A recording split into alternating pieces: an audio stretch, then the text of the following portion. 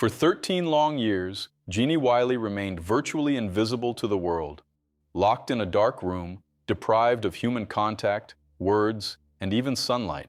What seemed like just another case of family neglect would soon become one of the most harrowing involuntary experiments on language development and the human mind. In today's video, I'm going to tell the real story of Genie Wiley, a family tragedy that exposed the world to the devastating costs of absolute isolation imposed on a young girl. Genie Wiley was born on April 18, 1957, in the Arcadia area of California. Her pediatrician told her parents that the baby showed signs of mild intellectual disability, which might slightly hinder her learning, especially speech. This led Genie's father to want to protect her from society, claiming it was to avoid any embarrassment or unnecessary exposure. He decided to keep the girl isolated from everything and everyone, starting an extreme confinement regime around the age of 20 months. This explanation was nothing more than a cruel excuse. It hardly withstands the facts we will see now, corroborated by police investigations, medical reports, and family testimonies that surfaced after her rescue. Looking closely at this justification, it's clear that it wasn't about protecting the girl from embarrassment, but protecting his own ego. Clark placed his own needs above everything else, completely ignoring the suffering he caused others, including his own daughter, whose life he was willing to destroy. To begin, let's get to know this man more deeply, based on confirmed historical and biographical records. Clark Wiley, Genie's father, was born in 1900 in Oregon and spent much of his childhood and adolescence in orphanages in the Pacific Northwest. As an adult, he moved to California, where he worked as a machinist in Los Angeles during and after World War II. He married Dorothy Irene Oglesby, known as Irene Wiley, and despite being a controlling man who hated noise and did not want children, he ended up fathering 4. The first daughter died as a baby, reportedly after being left in a cold garage because her crying bothered him. A second child died due to complications during birth. The third was a boy named John, who survived. 5 years later, Susan was born, the girl who would become globally known as Genie, a pseudonym created by the researchers studying her case, designed to protect her real identity and preserve her privacy amid the intense public attention. Clark carried a deep childhood trauma. He was given a female name as a child, which led to severe bullying and created intense resentment toward his own mother. Despite this resentment, in adulthood he became obsessively attached to her, placing her above everyone else. When his mother, Père May Martin, was accidentally killed by a drunk driver in 1958, this loss became the final trigger for the family's extreme isolation. After her death, he developed a permanent state of rage and deep paranoia. This condition was worsened by previous traumas, including the loss of relatives and an extreme aversion to any form of noise or emotional disorder. Apparently, this also led him to brutalize his children, little John and Genie, in a cycle of escalating violence over the years. Clark was extremely violent toward his wife. Irene suffered a head injury as a child, but the severe beatings Clark gave her drastically worsened her vision, leaving her nearly blind and completely dependent on him. He beat Irene throughout her pregnancy with Genie, further worsening her condition. And when the story became public, it became known that it was during this same period that Genie's father began keeping her locked in a dark room with no external stimulation, windows covered by heavy curtains to block light and sound. Genie stayed in that room, which had an improvised bathroom and her own crib, where her arms and legs were bound and immobilized with homemade straps and ropes, like an improvised straitjacket he had built himself.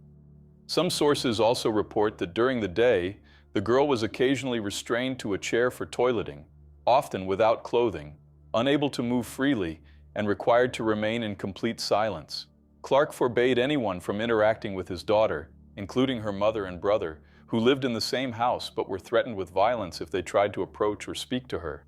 In Genie's daily life, there was no stimulus capable of promoting her physical, emotional, or cognitive development. No toys, conversation, music, or human contact beyond the minimum needed to keep her alive. Food was insufficient, worsening her malnutrition.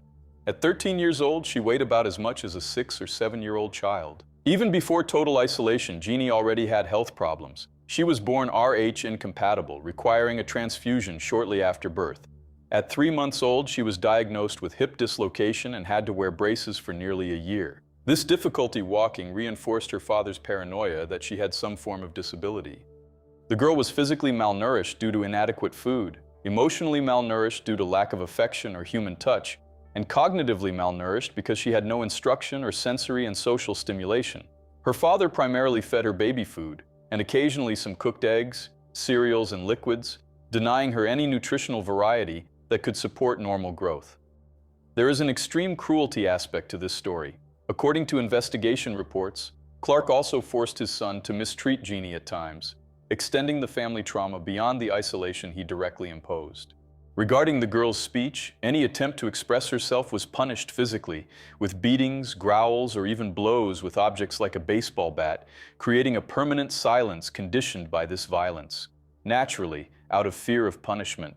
Her mother and brother could not speak to Genie. Clark forbade it, and even the neighbors did not know, not even aware of the girl's existence, as the house was kept in oppressive secrecy with the father controlling all entrances and exits.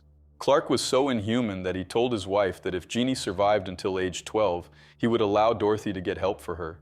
But looking at the story in full context, it's clear Clark's actions were meant to end Genie's life, but she miraculously survived, enduring years of deprivation that defy human comprehension of resilience. Thus, in this extreme cruelty, 13 long years passed until she was rescued entirely by chance on November 4th, 1970. Dorothy finally decided to leave Clark and took Genie with her. She moved in with her own mother in the neighboring city of Monterey Park. Dorothy sought assistance for visually impaired people and considered asking for support for her dependent daughter. By October 1970, Genie Wiley was severely malnourished when her situation began to be discovered.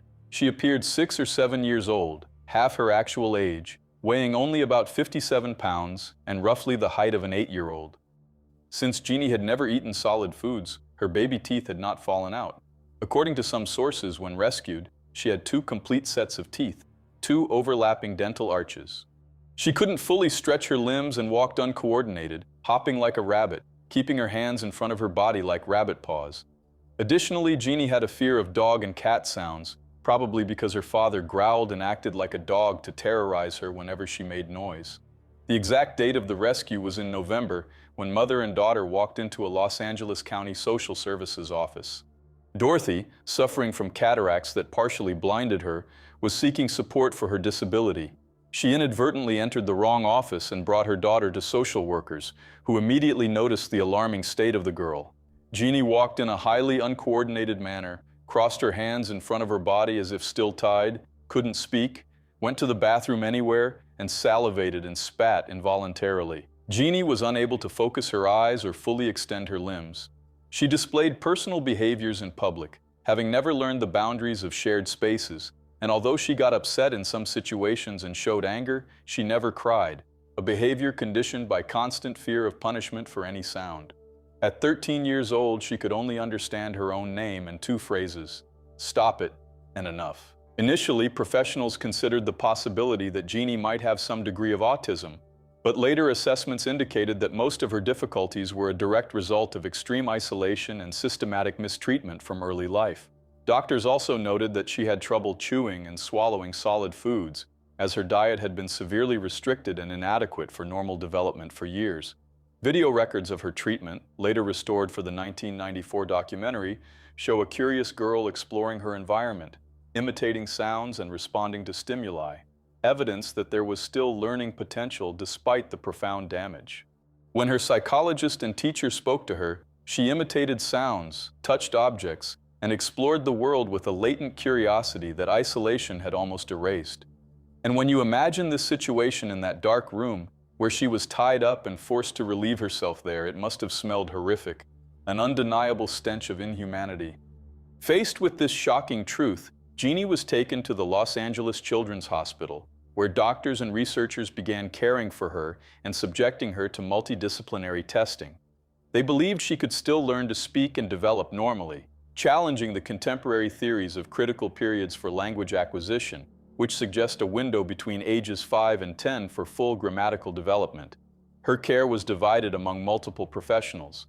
Susan Curtis, a UCLA linguistics specialist, was responsible for Genie's language development. James Kent, a child psychologist, managed her emotional care. Jay Shirley, a psychiatrist, and his team conducted evaluations to assess the child's mental health after extreme isolation. Results showed abnormal brain patterns, but it was impossible to determine if this was due to a supposed congenital disability or years of extreme suffering. Even if an innate condition existed, the degrading treatment certainly worsened everything, according to medical reports at the time. Initially, Genie could only say isolated words like blue, orange, mom, and go, and she remained silent most of the time. If forced to speak, she would urinate or defecate, indicating extreme insecurity, fear, and profound post-traumatic stress. When the story first became public, it was widely reported in dozens of newspapers across the US and the UK, drawing international attention due to similarities with historical cases of feral children. Full names and addresses of the parents and children were published. There was no attempt to conceal details of their lives at that time, nor to protect Genie's identity. On the contrary, local reporters and editors even won journalism awards for this coverage, sparking ethical debates about privacy versus public interest. Genie's treatment broke many barriers. She learned about 100 words in her first year under observation and showed a strong interest in understanding and learning, displaying impressive nonverbal skills such as drawing and gesturing. Genie then lived with Jean Butler, her teacher at the time, and later with the couple David and Marilyn Rigler, where she continued progressing under strict scientific supervision.